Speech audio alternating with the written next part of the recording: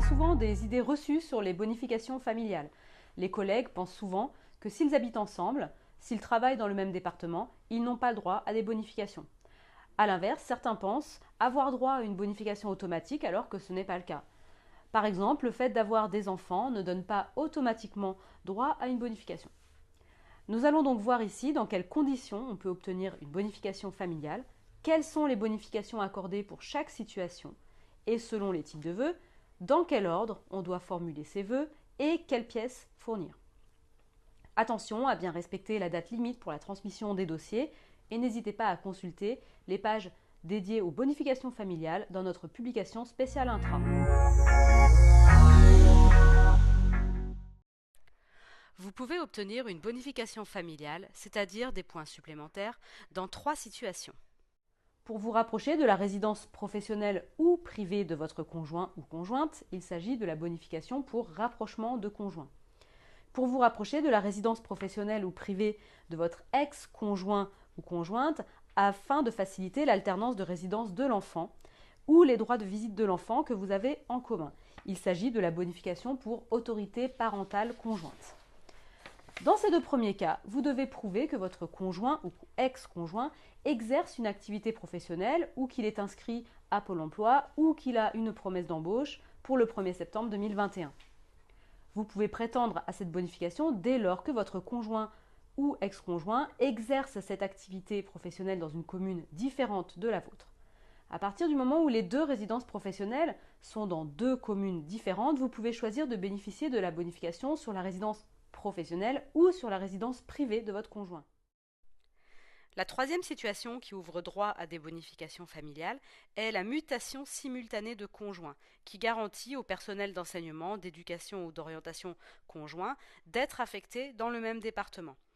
Dans cette vidéo, nous allons nous concentrer sur les 2 situations les plus courantes, le rapprochement de conjoint et l'autorité parentale conjointe. Si vous vous trouvez dans la situation de mutation simultanée, n'hésitez pas à consulter notre publication et à nous contacter.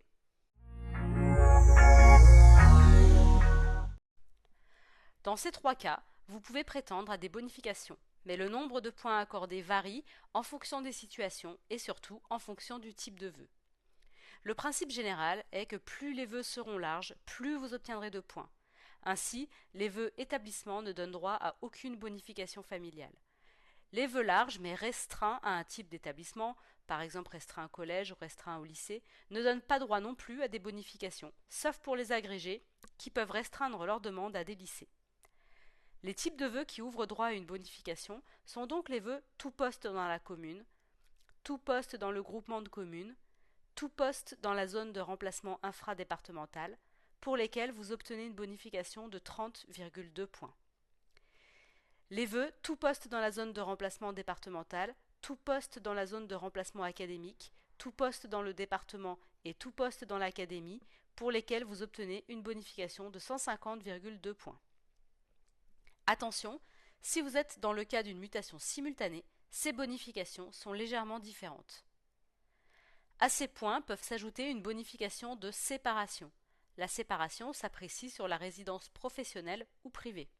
Elle est valable uniquement sur les vœux département, académie ou les zones de remplacement départementales ou académiques. Elle est de 60 points pour une année de séparation et de 40 points par année supplémentaire. À ces points s'ajoutent également des bonifications supplémentaires par enfant de moins de 18 ans. 25 points pour les vœux communes, groupement de communes ou ZR infradépartemental, 100 points pour les vœux département, académie ou zone de remplacement départemental.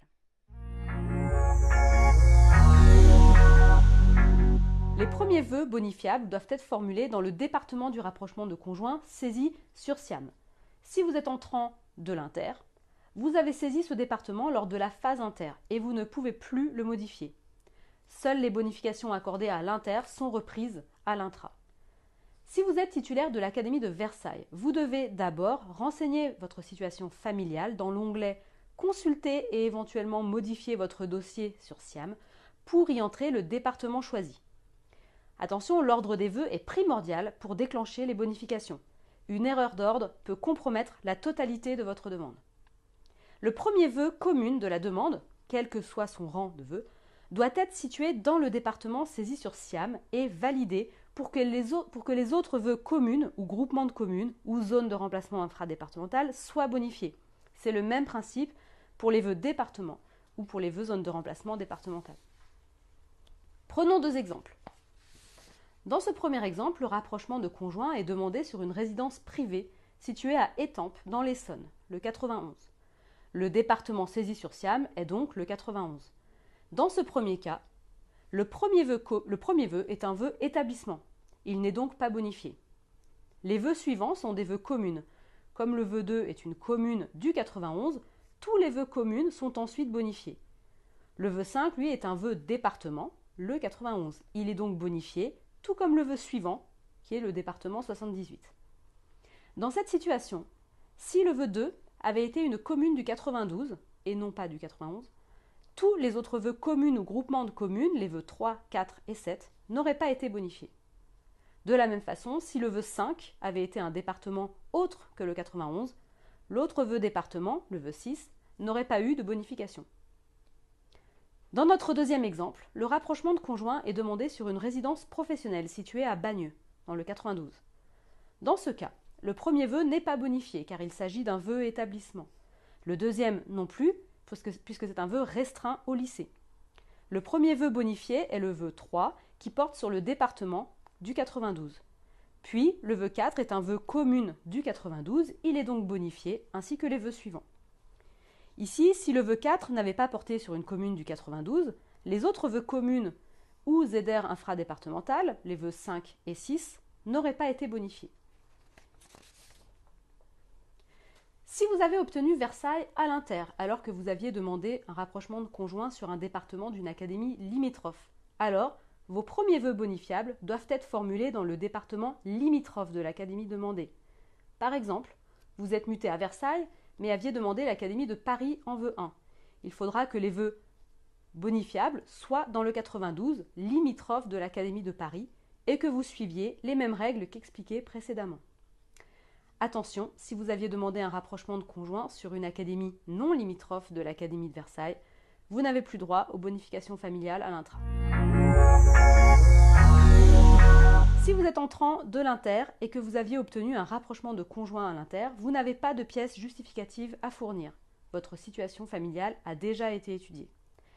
Si vous êtes titulaire de l'Académie de Versailles, vous devez obligatoirement fournir ces pièces justificatives que vous trouverez à la page 12 de notre publication. Ces pièces sont à fournir de préférence avec la confirmation de demande avant la date limite. N'oubliez pas de nous envoyer la liste ordonnée de vos vœux à l'adresse qui s'affiche pour vérifier qu'elle vous ouvrira bien droit à des bonifications.